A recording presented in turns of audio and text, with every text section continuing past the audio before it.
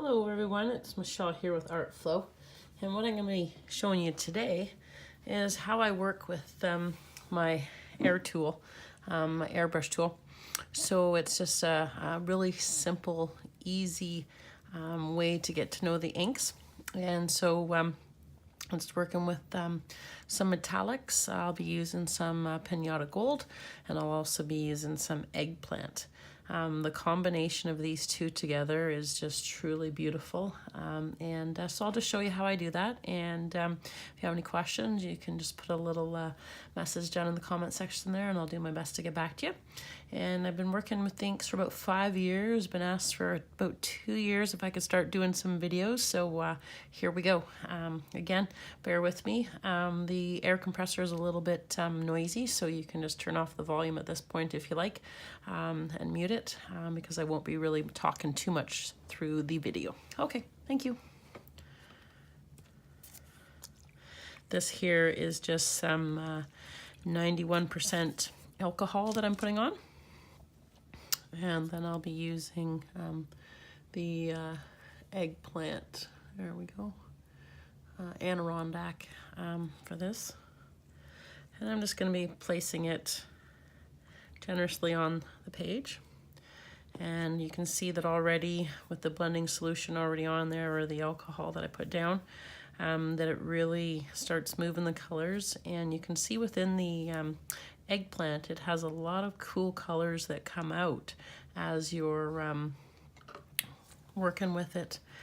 This here is my little air compressor tool.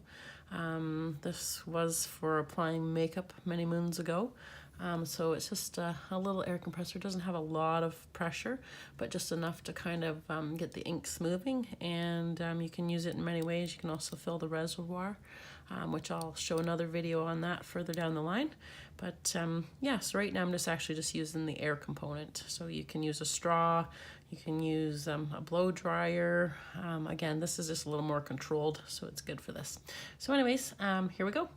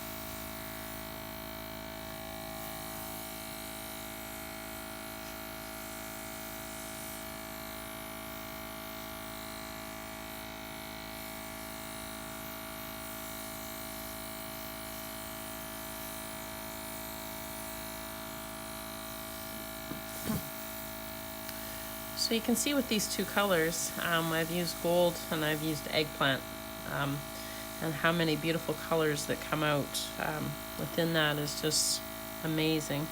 So I'm just going to continue to blend this some more, trying to fill the surface. I really don't want any white space. I have a project I'll be using this background for, so I pretty much want most of my paper covered.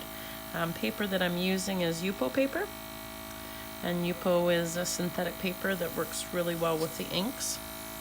But what happens with the alcohol paper is you can't get it back to white, so it slightly stains.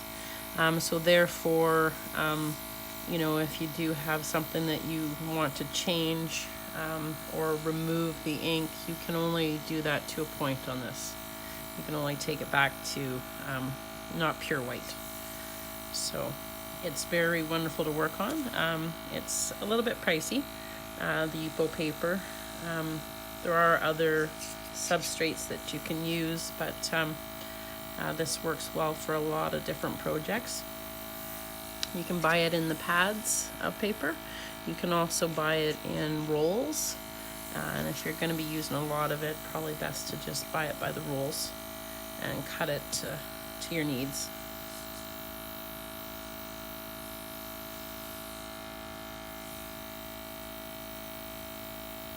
A lot of times people say to me, well, you know, when you're working on something that's just color and mixing, how do you know when you're done?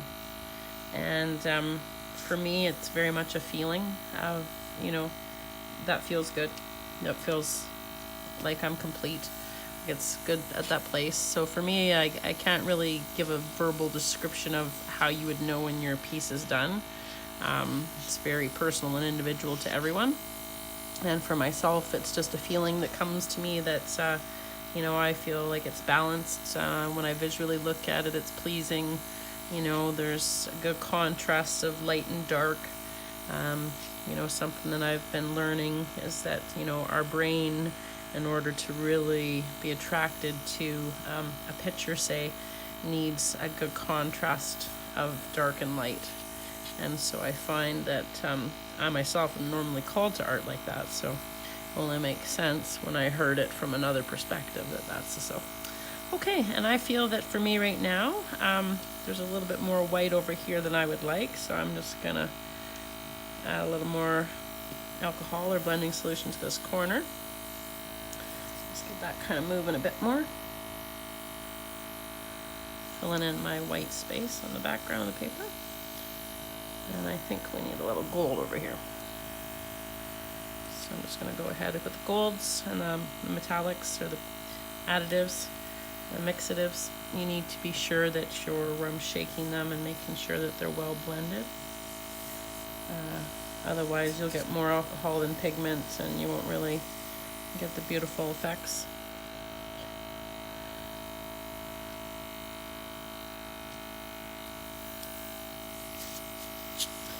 Really love when the colors meet and join, and how they make other colors just right before your eyes, just spontaneously.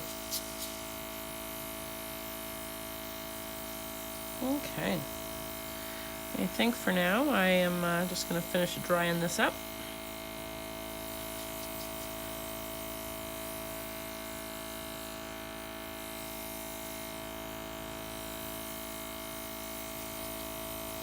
And that looks wonderful.